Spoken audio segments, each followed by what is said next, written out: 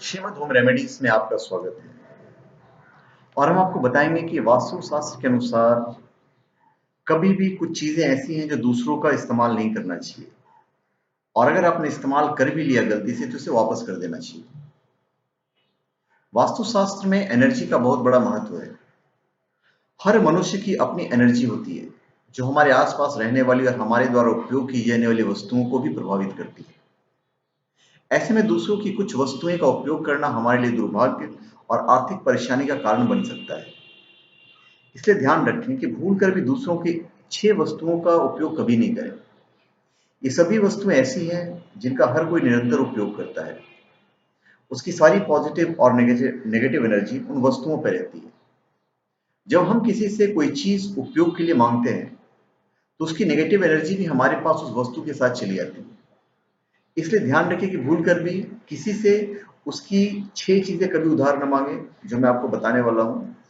और अगर आपके पास है तो किसी दूसरे की इन 6 चीज में से एक भी चीज तो तुरंत वापस लौटा दीजिए।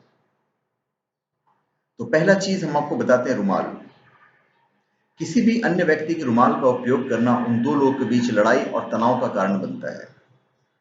साथ ही दूसरे का रुमाल लेने वाले को लगातार पैसों का नुकसान का सामना करना पड़ सकता है। फिर है धन। किसी अन्य व्यक्ति के धन पर नजर डालना या उधार लेकर वापस न करना मनुष्य के लिए आर्थिक परेशानियों और दुर्भाग्य का कारण बनता है। इसलिए किसी से उधार लेने पर उसे पैसे जरूर वापस लौटा दें। फिर है वस्त्र। दूसरे के कपड़े मांगना या प्रयोग करना भी आपके लिए कई तरह की परेशानियों और दुखों का कारण बन सकता है। इसलिए दूसरे के कपड़े मांगने या पहनने से बचें। फिर घड़ी। हाथों में पहनी जाने वाली घड़ी भी मनुष्य पर अच्छा बुरा एनर्जी डालती है। दूसरों की घड़ी पहनने पर मनुष्यों के कामों में असफलता और आर्थिक नुकसान का सामना करना पड़ सकता है। इसलिए इससे बचें। फिर है बिस्तर।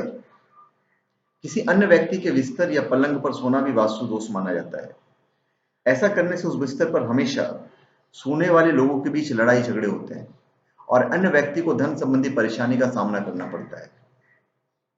फिर है पेन। पेन बड़ा ही कॉमन चीज है। कई बार हम किसी काम के लिए दूसरे का पेन उधार ले लेते हैं, लेकिन काम खत्म होने के बाद उसे लौटाना भूल जाते हैं। ये बात हमारे लिए आर्थिक परेशानी और अपमान का कारण बन सकती है।